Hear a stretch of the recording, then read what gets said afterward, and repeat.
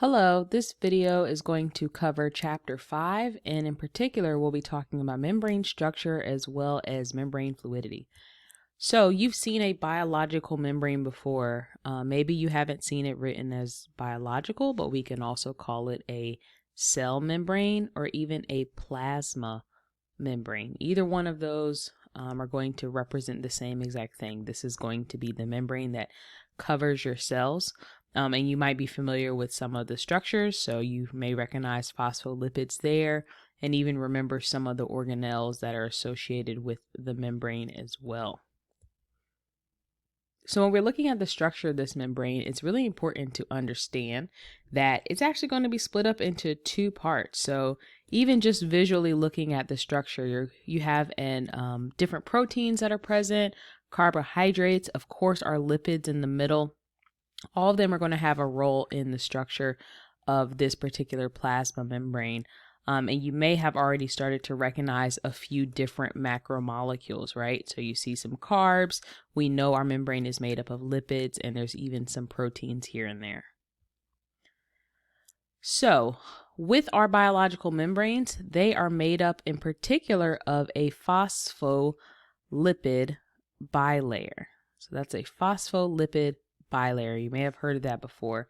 One half of that membrane is known as a leaflet.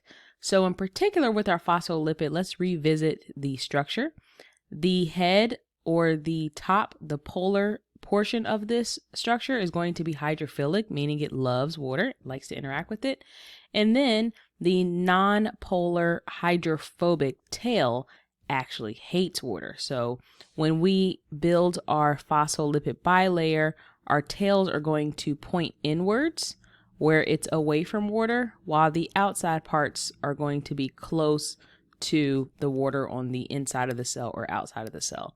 It's amphipathic, meaning both hydrophilic, hydrophobic, and of course it is going to be a lipid. So how does our membrane stay in place? Our lipids are going to have a lot of movement, and we'll talk later on about how that movement looks, but we keep our membrane in place by using different types of proteins. So there are two different classes of proteins we will use. One is called integral. So if you've ever heard of that term, integral is basically anything that is known to be a part of. So you might be an integral member of a team. Integral just means it is kind of incorporated into what we're talking about. So some of our proteins, as you can probably see here, look like they're somewhat embedded in the membrane, so they will be integral proteins.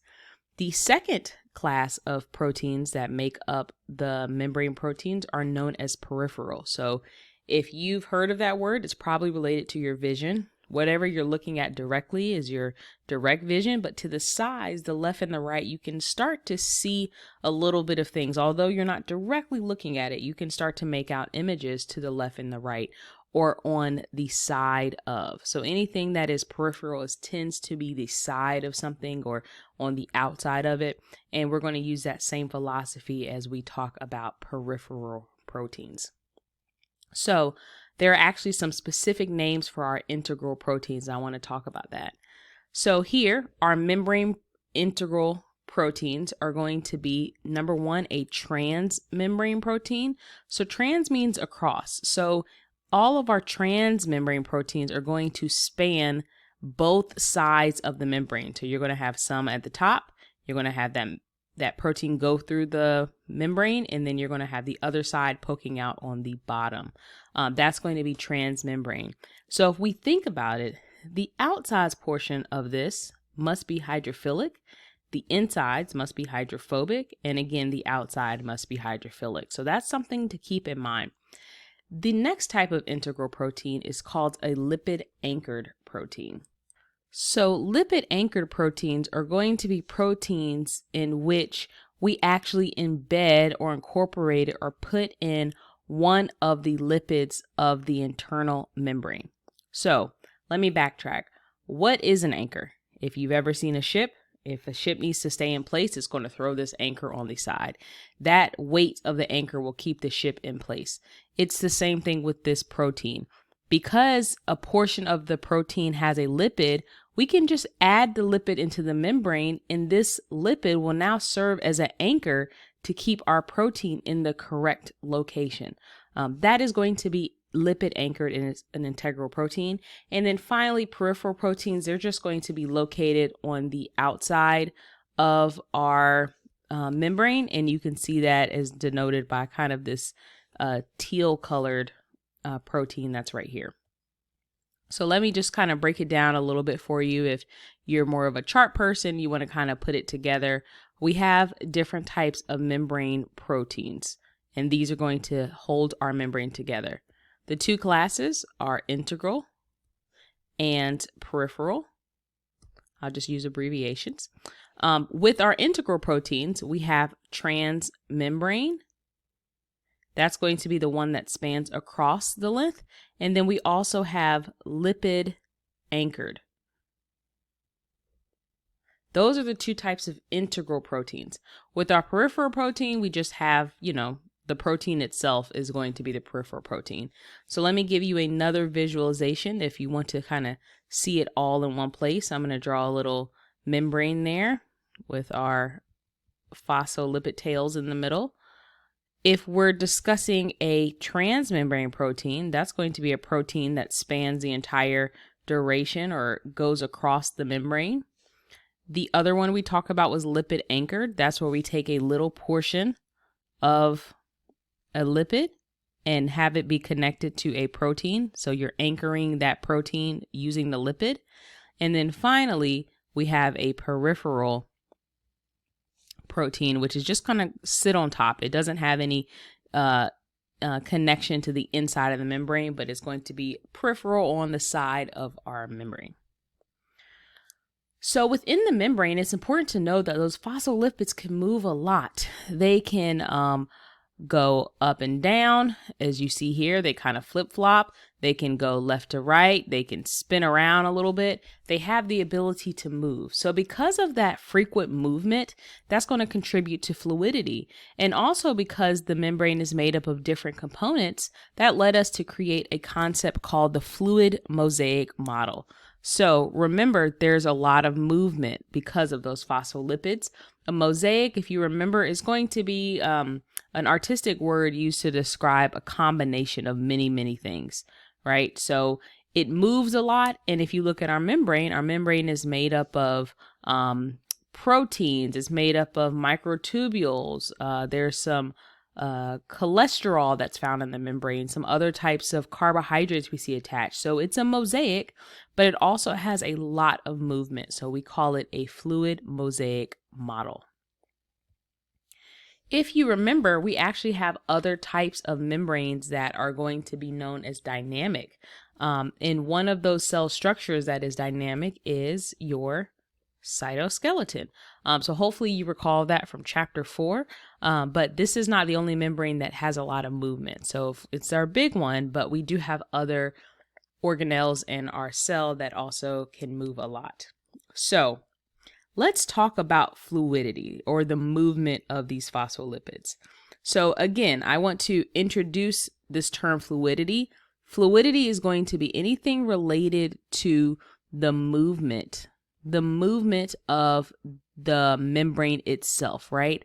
How loose or how fast do the phospholipids in that membrane move versus how I would say tight or solid is the alternative versus how slow those phospholipids are moving. So if they're moving very quickly, think of something that's hot, like boiling water. It's going to have very, very quick movement.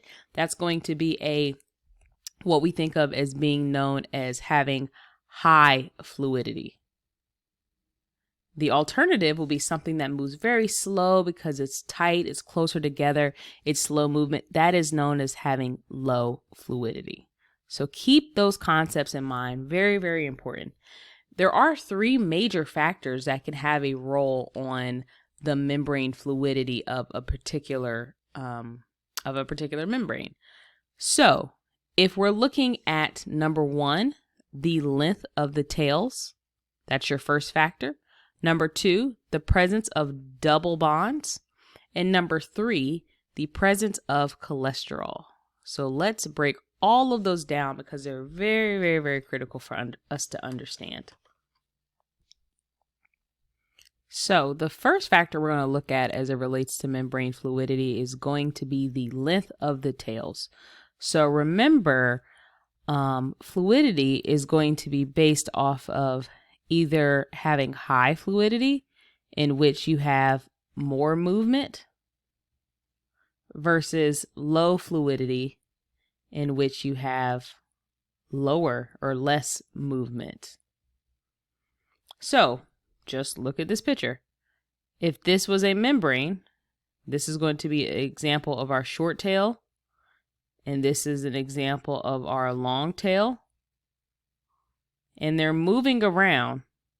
Do you have an idea which one would be able to be quicker? Hopefully, you said, well, the short one is. It doesn't really have as much tail to pull around as it's moving through the membrane. If that example is not working, think about football, right? If you've ever seen anybody play flag football, these are my little stick figure people. Let's say there's a game of flag football. You have one player that has the representative of the short tail, and this will be the little tail that they have for you to grab during flag football. The other player, they have a much longer tail. So as they're running around, ask yourself which one is going to be moving slower, which one is going to have more trouble kind of moving around, which one's going to be easier to catch, for lack of better words. This longer tail tends to mean slower, which in this case will mean decrease fluidity. So as it relates to fluidity, short tails are going to increase the fluidity, or going to give you higher fluidity, more movement. Long tails are going to decrease the fluidity or give you, less movement. So make sure you can kind of understand that concept here. I know I've given you a few things to consider, but remember, high fluidity, high movement, low fluidity, low movement. Short tails can move much faster because they don't have to pull that tail along as compared to the long tails. This is another example, flag football, right? The person with the short tail, a much better chance moving around without getting tagged. And then compared to the person with the long tail, the long flag in this case, they are going to have a much slower or decreased fluidity if we're kind of switching it back. So again, short tails, high fluidity, more movement. Long tails will have low fluidity, less movement. The second one is about the presence of double bonds. If you remember that, we said the presence of double bonds will affect fluidity. So if we know that our phospholipid is comprised of a lipid itself, right, the name says it, we have to now ask ourselves, what is the difference between having saturated bonds, which if you remember, saturated bonds will be single bonds, versus unsaturated, which we know to be double bonds. So remember some of the drawings that we have, right? That's one of the major differences automatically. Saturated or single bonds, remember they're solid, and part of that is because those bonds are very tightly together. So this is going to be how they look, right? They're very, very close together. Remember, it's like a stack of paper. They have the ability to be tight. That's why butter is close. The difference is when you have double bonds, you can have some phospholipids, but what do you see? You start to see a bend in the bond shape because it is a double bond. Which one do you think is going to have more space, more movement? This one. Look at all the space between this particular phospholipid and this phospholipid. It's a lot of space. These are so tight together. So what does that mean for fluidity? That means that single bonds are going to have lower fluidity or less movement versus what we just talked about, which were the double bonds. they're going to have increased fluidity,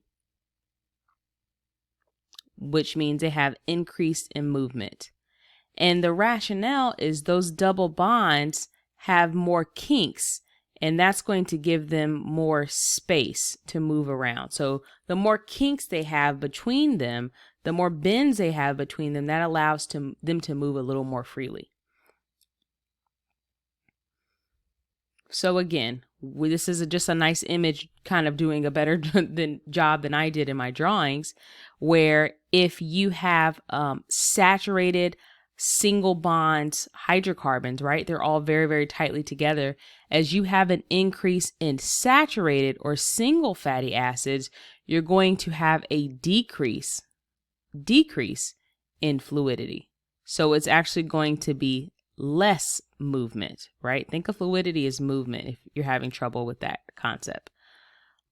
Unsaturated fats, that's what you see here. Look at all the space between this phospholipid and this phospholipid. It's a lot of space, right? As you increase the unsaturated fatty acids, you're going to increase the fluidity. That's going to lead to increased movement. So make sure you understand the difference between those double and single bonds as it relates to fluidity. And then our final factor that affects membrane fluidity is cholesterol, the presence of cholesterol. So if you remember, what type of cholesterol is, or what type of macromolecule is cholesterol? It's a lipid. I hope you remember that. So it is known as a fluidity buffer. So we've seen the term buffer before. We talked about it with pH buffer. A fluidity buffer is going to try very, very hard to maintain a stable and normal level of fluidity. So it does not want fluidity to change. One of the reasons is because our membrane is made up of lipids, and it has a tendency to be temperature dependent. Temperature dependent. So remember, like if you have butter, if you heat the butter up, it will melt, right? Because lipids are very temperature dependent. So let's talk about cholesterol being that fluidity buffer. So what happens in a normal, situation without cholesterol present? If you change the temperature, that can have an effect on membrane fluidity. So if you decrease the temperature, that is going to cause fluidity to go down, right? Think about water. If you decrease the temperature of water, that causes it to turn to ice. It has decreased fluidity. Because remember, the lipids make up the membrane, and as you decrease the temperature, the fluidity is lower. There's not a lot of movement. Just the opposite, if you increase the temperature really, really hot, right, that's going to increase the fluidity. Again, the why part is because these are lipids, and they're going to have a big reaction kind of sort of to temperature. So what happens when we have the presence of cholesterol? So when cholesterol is present, if you start to undergo low temperatures, or if you start to have a decrease in temperature, when you have cholesterol present as a buffer, it works to increase fluidity. So naturally, without cholesterol, right? If cholesterol wasn't there, we get in a cold environment, our fluidity begins to decrease. As the temperature decreases, our fluidity decreases. But with cholesterol, which is a fluidity buffer present, cholesterol works to raise the temperature up. The same exact thing our pH buffers did. When it goes low, cholesterol works to make it go high. The same thing's going to happen when we have high temperatures, right? So as we have high temperatures, that fluidity naturally wants to go up. Those molecules want to move really fast. Once we have cholesterol in the picture, cholesterol works to lower fluidity.